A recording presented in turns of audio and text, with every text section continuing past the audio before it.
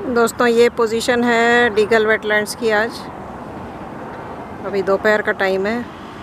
इस समय यहाँ पर एक पेंटेड स्टॉक है और उसके अलावा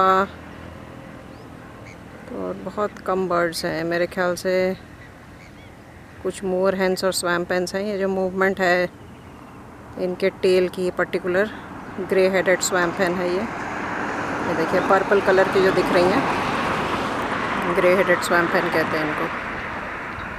और इधर भी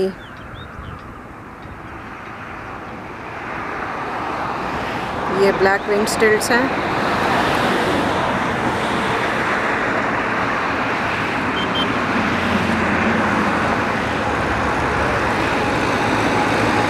और यहाँ पर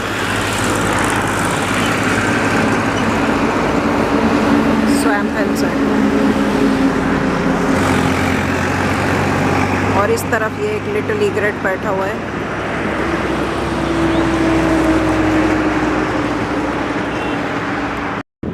तो दोस्तों पिछले वीडियो में मैंने आपको बताए थे स्टेट ऑफ इंडियाज़ बर्ड्स 2023 इस रिपोर्ट के बारे में, और उस रिपोर्ट को और डिटेल में पढ़ने के बाद ये बात समझ में आई। देखिए पेंटेड स्टॉक अपनी दोनों बीक्स को ओपन करके खड़ा हुआ है क्योंकि इस समय भरी दोपहरी है, बहुत गर्मी है। और ये भी इनका एक तरीका होता है हीट लूज़ करने का, अपनी बॉडी टेम्परेचर रेगुलेट करने का, हीट लॉस बाय एवेपोरेशन। तो स्टेट ऑफ इंडियाज़ बर्ड्स में ये बताया गया है जो लॉन्ग टर्म ट्रेंड्स। ये दूसरा ही रिपोर्ट है इसका। पहला रिपोर्ट 2020 में आया था और कई और कंट्रीज़ को देखकर इंडिया ने भी ये डिसाइड किया कि अपने देश भर में बर्ड्स का क्या स्टेटस है in comparison to worldwide. तो ये पाया गया है कि कई सारे बर्ड्स जो वर्ल्ड वाइड थ्रेटेंड हैं या नियर थ्रेटेंड हैं या वल्नरेबल समझा जाता है, वो इंडिया में फल फूल रहे हैं। उसमें से एक पेंटेड स्टॉक भी है। पेंटेड स्टॉक, आइबिसेस, ईगल्स की कुछ वैरायटीज़ और इस तरह की और वाटर बर्ड्स जो हैं, जो कि बड़े साइज़ की वाटर बर्ड्स हैं, वेडर्स हैं, इनके पॉपुलेशन में इम्प्रूवमेंट है इंडिया में, या इनकी ग्रोथ स्टेबल है। लेकिन वर्ल्ड वाइड कई जगह ये वल्नरेबल कैटेगरी में आते हैं। तो जो वल्नरेबल कैटेगरी है वो नियर थ्रेटेंड से और एक कदम आगे है, मतलब नियर थ्रेटेंड उससे एक कदम पीछे है। तो इंडिया के हिसाब से ये जो पेंटेड स्टॉक और glossy ibis, black headed ibis, step eagle, इस तरह की जो बर्ड्स हैं इनके पॉपुलेशन में इम्प्रूवमेंट है, जबकि वर्ल्ड वाइड ये अभी भी डिक्लाइन कर रहे हैं। इस तरफ देखिए ईग्रेट है और ये पीछे जो मूवमेंट नहीं हो रही है बर्ड्स की,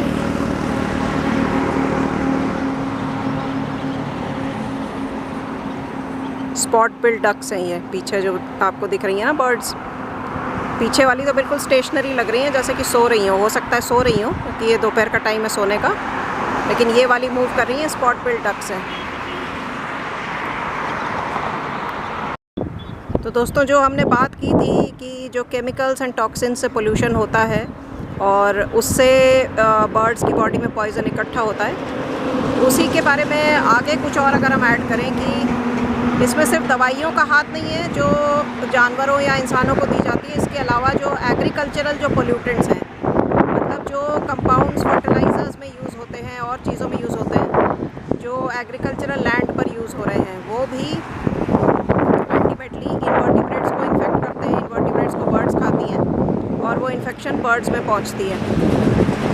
और पानी में भी ये पोल्यूटेंट्स ऐड हो जाते हैं एग्रीकल्चरल लैंड से। तो ये भी एक कारण है जो कि बर्ड्स को इन्फेक्ट करता है। दूसरा है जो कोई भी वो वाले बर्ड्स जैसे वल्चर्स हैं या फिर जो मीट ईटिंग बर्ड्स हैं जो डेड एनिमल्स को भी खा लेती हैं, उनमें पॉइजनिंग का बड़ा खतरा होता है। ना सिर्फ उन दवाइयों से जो कि उन जानवरों को शायद दिया गया होगा, लेकिन डेलिब्रेट पॉइजनिंग से भी। डेलिब्रेट पॉइजनिंग का मतलब ये है कि किसी जगह पे कुत्तों का बहुत आतंक है या फिर किसी और तरीके के छोटे जानवर हैं जो मीट ईटिंग है और वो बहुत ज़्यादा नंबर में बढ़ रहे हैं। तो क्या करते हैं कि आसपास के जो गांव वाले उनसे परेशान होते हैं, त्रस्त होते हैं, वो जानबूझ के जो डेड बॉडी है किसी भी एनिमल की वहाँ पर पड़ी हुई है, देखिए उड़ के जा रहा है स्टॉक,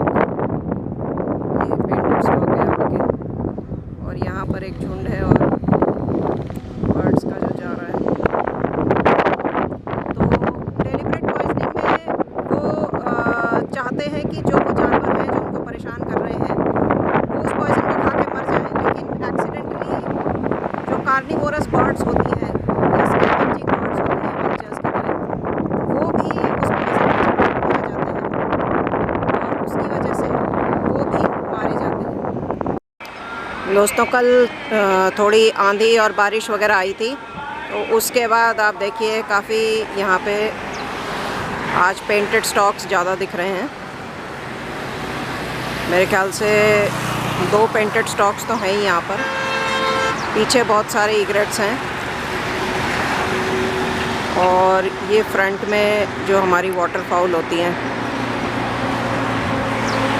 जिसमें कि स्पॉट बिल डक्स हैं,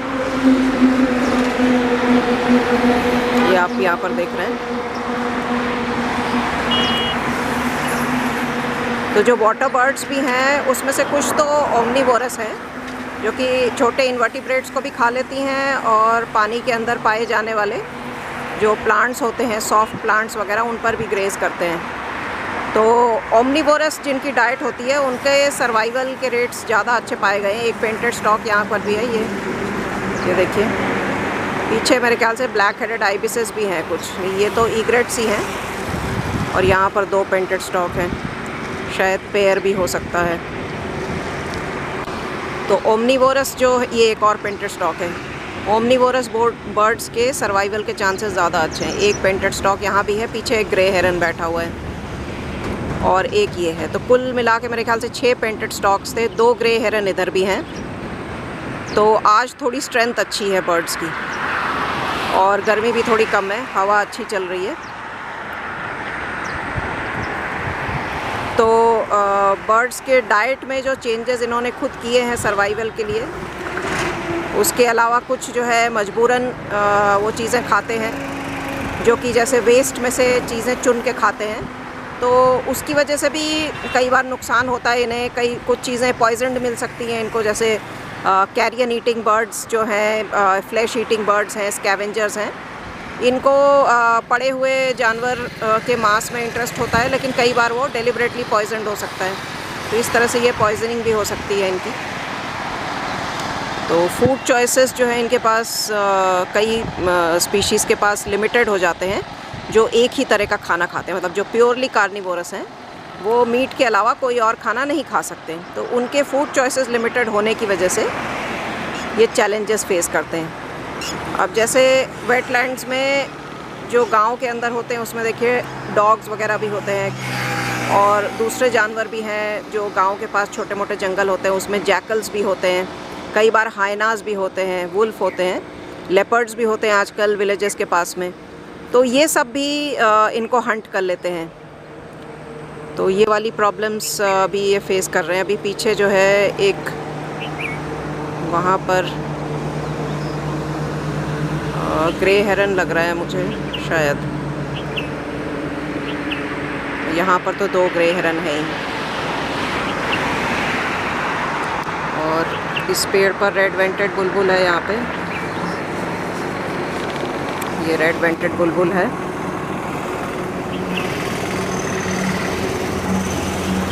और देखिए ये आसमान का रंग इस समय ऐसा हो रहा है